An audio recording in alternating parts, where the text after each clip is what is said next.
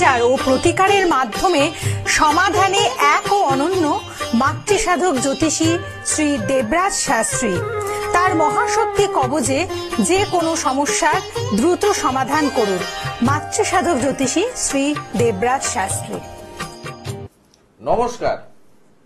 খুব ভালো লাগে যখন মানুষজন চেম্বারে এসে বলে যে স্যার আপনার কথাগুলো এতটা অথেন্টিক, এবং স্যার এত বছর টিভি প্রোগ্রাম তো বহু বছর ধরে বিভিন্ন জ্যোতিষতান্ত্রিকদের দেখেছি, আপনাকেও দেখেছি, কিন্তু আপনার কথাবার্তার মধ্যে বাস্তব লুকিয়ে থাকে। এই যে স্যার আপনি যে একটা বলেন না যে কোনো জ্যোতিষ বা তান্ত্রিক যাকেই আপনার পছন্দ হয় তার কাছে যান, অতীত মেলাতে দিন। কেন? ভবিষ্যতের স্বপ্ন যিনি আপনাকে দেখাচ্ছে বা ভয় পাওয়াচ্ছে, কেন অনেকেই ভয় পায় একটা মানুষের বক্তব্য, মানে আমার একটা ক্লায়েন্টের বক্তব্যটাই আপনাদের তুলে ধরার চেষ্টা করছি। তা অনেকেই ভয় পায়।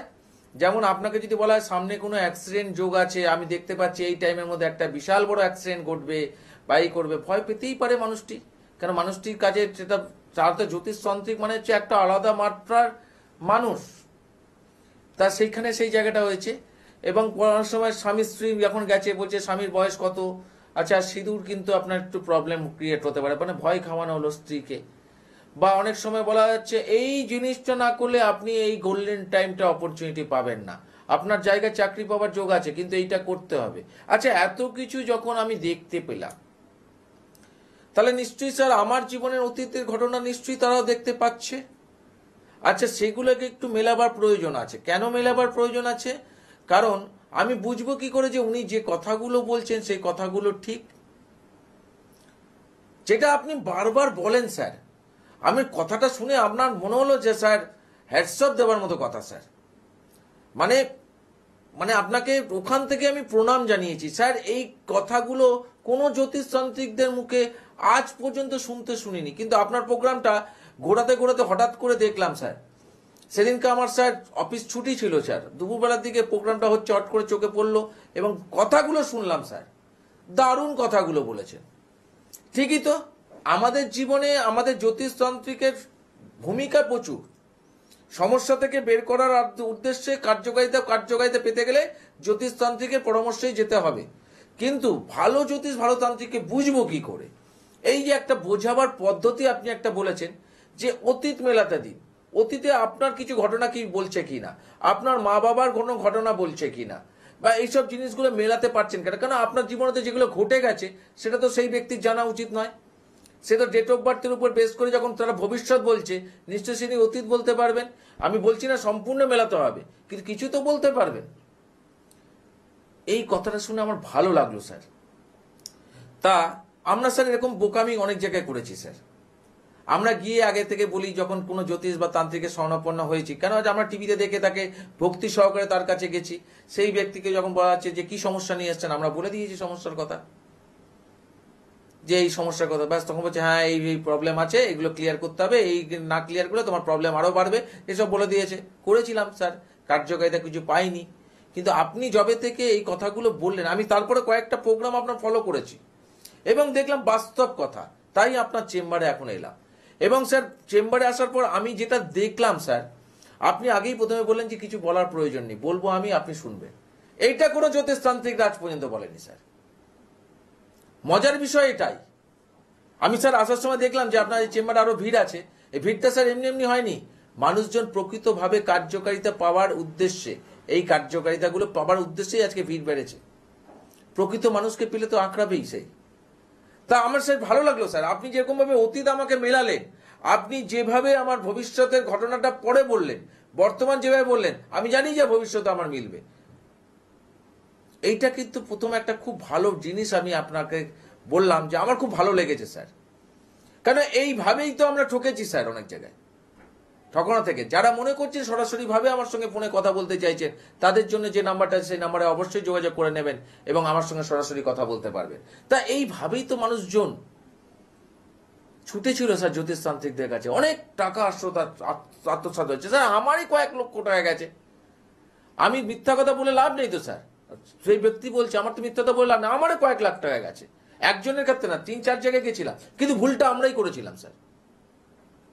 আর যেই জ্যোতিষতান্ত্রিকদের কাছে আপনার কথা শোনার পর আমার ভাই এক জায়গায় গেছিল, একটা জ্যোতিষতান্ত্রিক, স্যার আমাদের কাছাকাছি এখানে একটা আছে কলকাতা থেকে জ্যোতিষ, সেই মানুষটি গেছিল। হ্যালো, হ্যালো, হ্যাঁ একটু হোল্ডে রাখো। সেই গেছিল, যাবার পরে এবার কলকাতার যিনি তান্ত্রিক কথা বলছি, জ্যোতিষ তান্ত্রিক মানে তান্ত্রিক, তার কাছে যখন গেছে বলছে বাবা কি সমস্যা নিয়ে এসছো? বলছে সমস্যা তো স্যার আপনি বলবেন, আপনি তো বাবা লোক, আপনি বলুন না কি সময়। বলছে এত সময় আমার নেই বাবা, তুমি বললে বলো। বলছে না আমি কেন বলবো স্যার, আপনি বলুন, আপনার জায়গা থেকে আপনি বলবেন না, আপনি স্যার এত অন্তর্যামী, এত কিছু দেখতে পান, তাহলে আপনার ভবিষ্যৎ কি আছে, কি সিস্টেম নিয়ে এসছে সেটা বলতে পারবেন না? সঙ্গে সঙ্গে স্যার একটা ওনার যে পিএ ছিল তাকে ডাকলো, ডেকে বললো ওনার ফিসটাকে ফেরত দিয়ে দাও। ফেরত দিয়ে চলে এলো স্যার, বেঁচে গেল স্যার আমার ভাইটা। যদি তার কথা অনুযায়ী যদি প্রতিকার করতো তাহলে যে কার্যকারিতা হতো না, এটা আমি স্যার কনফার্ম ছিলাম। কারণ আমি তো এইভাবেই স্যার 2-1 জায়গায় লাখ লাখ টাকা পয়সা খরচা করেছি, রেজাল্ট পাইনি। সেই মানুষটিকে আমি বললাম দেখুন প্রতিকার প্রেডিকশন তো আপনাকে আমি মিলিয়ে দিলাম, তার খেলা আমি আপনাকে দেখিয়ে দিলাম। এরপরে যদি আপনি প্রোটেকশন চান নিজেকে বাঁচার জন্য, তাহলে আমি না স্যার তার জন্যই তো এসছি এবারে, আমি জানি কনফার্মলি হবে। করেছে কয়েক মাসের মধ্যে সেই মানুষটি ফিডব্যাক দেখিয়েছে যে স্যার আমি এখন অনেকটা ভালো আছি, ব্যাস এটাই। হ্যাঁ, কে ফোনে আছো? নমস্কার। হ্যাঁ নমস্কার, আমি প্রদীপ হালদার বলছি। কোথা থেকে বলছো? বর্ধমান থেকে। বর্ধমান থেকে বলছো? বর্ধমান কাটোয়া। আচ্ছা, কার বিষয়ে জানবে? একটু আমার বিষয়ে জানতে চাই। তোমার বিষয়ে জানবে। প্রোগ্রাম দেখা হয়? হ্যাঁ দাদা, অনেকদিন ধরে প্রোগ্রাম দেখি। প্রোগ্রামটার মধ্যে কি মনে হয়, মানে কোন বাস্তবটা মনে হয় অন্য অন্য জ্যোতিষ তান্ত্রিকের থেকে দেবরাজ শাস্ত্রী কোন জায়গাটা আলাদা মনে হয়? একদমই আলাদা, পুরোটাই আলাদা। আর আপনার যে কথাবার্তা অথেন্টিক, আপনি যেভাবে বলেন বা বুঝিয়ে দেন, আমাদের বুঝতেও সব সুবিধা হয়। অন্যদের মতন না যে একটা কথা বলে তার কোনো ব্যাখ্যা দিল না, কিন্তু আপনি শুধু ব্যাখ্যা দিয়ে কথা বলেন। তাও কিন্তু কিছু কিছু মানুষ কিন্তু সেই অন্ধবিশ্বাস নিয়ে সেই তান্ত্রিকদের পিছনে দৌড়ায়, ভাবে মনে হয় যে ওই ব্যক্তিটার হয়েছিল আমার যদি ভালো হয়ে যায়। এই কিছু কিছু অন্ধবিশ্বাসের মানুষগুলো কিন্তু এইভাবে এখনো ঠকছে। কিন্তু যারা আমার কথা শুনে নিজেকে শুধরে নিয়েছে তারা অনেকে বেঁচে গেল, আর যারা এখনো পর্যন্ত ওইরকম বিশ্বাস নিয়ে দৌড়েছে তারা কিন্তু ঠকছে। আচ্ছা, তোমার ব্যাপারে আমি অতীত বলবো, কারণ আমি আগে অতীত মেলাই, ভবিষ্যৎ জানার জন্য অনেক কিছু ব্যাপার আছে। ঠিক আছে, আচ্ছা তোমার ডেট অফ বার্থটা বলো। 1992। আগের ডেট বলো। 17ই March. 17 March 1992। 1992 time of birth বলো। একটু জোরে বলো। বিকেল 4:05। বিকেল 4:05।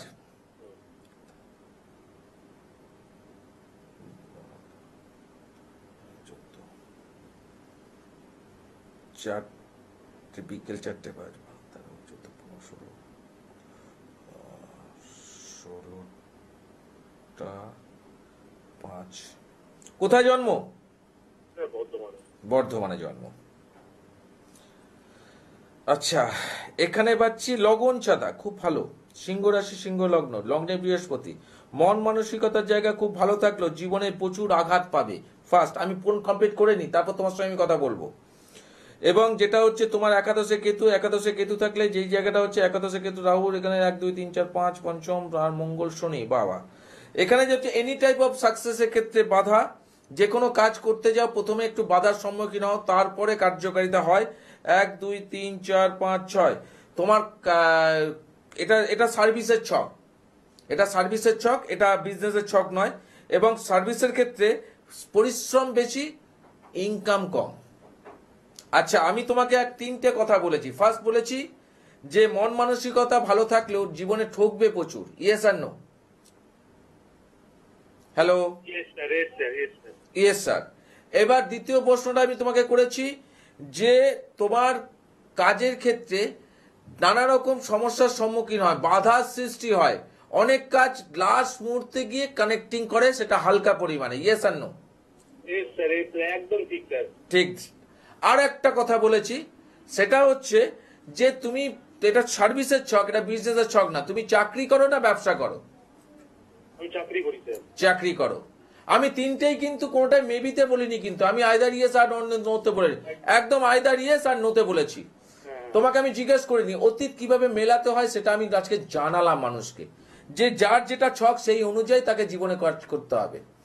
এবার প্রশ্ন হচ্ছে, সেখানে আরেকটা জিনিস তোমাকে বলেছি, চাকরি তো করছো, চাকরির জায়গায় ডেভেলপমেন্ট সেইভাবে নেই, খামটা মোটা হচ্ছে না, প্রমোশনের ক্ষেত্রে বাধাপ্রাপ্ত হচ্ছে, এটাই হচ্ছে তোমার মেন প্রশ্ন।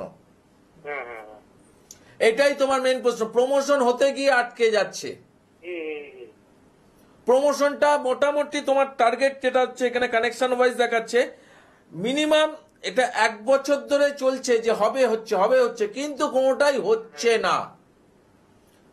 তার ফলে স্যার তোমার প্রশ্ন ছিল যে স্যার আমার কাজের জায়গায় উন্নতি আছে কিনা, ক্যারিয়ারের জায়গায় ডেভেলপমেন্ট আছে কিনা, আর সামনে যে চাকরিটা করি তার প্রমোশন হবে কিনা, এটাই তোমার মেন প্রশ্ন ছিল। ইয়েস আর নো?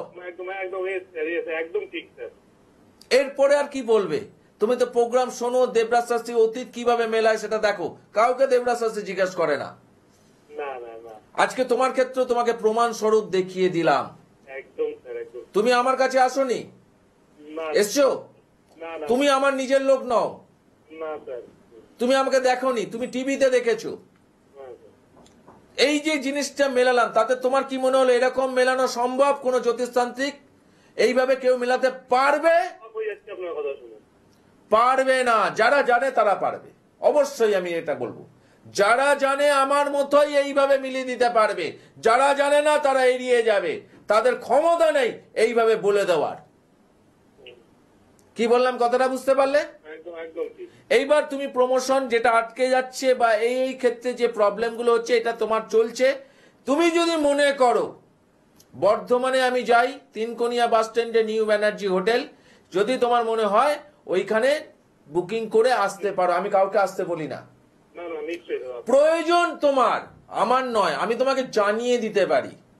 একদম। তুমি রোগ সারাবে কি সারাবে না সেটা ডাক্তারের কার্যকারী, ডাক্তার রোগ ধরে দেবে, ডাক্তার চেষ্টা করবে তোমার রোগ সারাবার জন্য, কিন্তু তোমাকেও তো সেই আগ্রহ প্রকাশ রাখতে হবে।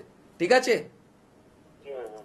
তুমি চেষ্টা করো, যদি মনে হয় যে হ্যাঁ যোগাযোগ করে নিজের জীবনটাকে একটু ভালো করতে চাও, তাহলে যোগাযোগ করে নিও। ঠিক আছে? নিশ্চয়ই নিশ্চয়ই নিশ্চয়ই। যদি তোমার বর্ধমান মনে হয় না, তোমার যদি মনে হয় যে চুচুড়াতে এসে দেখাতে পারবে, এমন কিছু নয়। মাথায় রাখতে হবে, সমস্যা মুক্ত করতে গেলে সঠিক জায়গায় পৌঁছাতে হবে। ঠিক আছে? এইভাবেই চেম্বারেও দেবরাজ শাস্ত্রী এইভাবেই প্রেডিকশন করে। স্যার এইভাবে প্রেডিকশন, স্যার আমরা অনেক জ্যোতিষতান্ত্রিকদের কাছে গেছিলাম স্যার, এই প্রেডিকশন তো করতে তো পারেইনি স্যার, সবাই একই কথা বলে কি সমস্যা নিয়ে এসছেন, কিন্তু আপনাকে কেন দেখলাম যে আপনি আগে আটকে দেন। কি সমস্যার কথা স্যার আপনি বলবেন না, বলবো আমি। স্যার অনেক জায়গায় ভিজিট প্রচুর স্যার, কিচ্ছু বলতে পারে না স্যার। আপনার ভিজিট তো কম, অ্যাকচুয়ালি কম না, ভিজিট বেশি ছিল, কিন্তু মানুষকে বোঝাতে গিয়ে আমাকে ভিজিট কমাতে হয়েছে। কেন? মানুষ যাতে সঠিক পথটা পায়। কেন অনেক সময় আমার ভিজিটের বেশি থাকার জন্য মানুষ ভয় পেয়ে যেতে পারে, তো এত টাকা ভিজিট কি করে যাব, তাই ভিজিট কমিয়ে দেওয়া হয়েছে।